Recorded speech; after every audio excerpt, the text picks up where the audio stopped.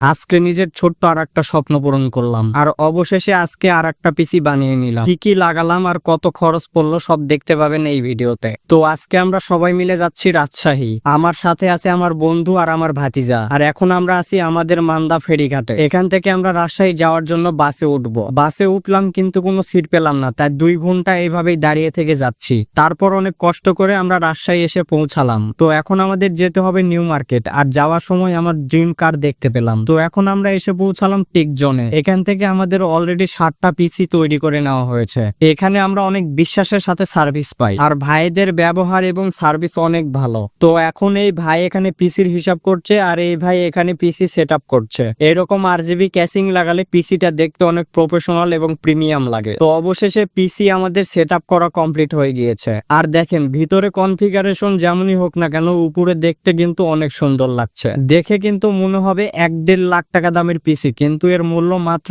31,000 টাকা। আর মনিটর সহ দাম হয়েছে মাত্র 40,000 টাকা। তো পিসিটা বানিয়ে নিল আমার এই বন্ধু, আর আমার অলরেডি পিসি আছে। আর এখন আমরা ভিজতে ভিজতে বাড়িতে যাচ্ছি।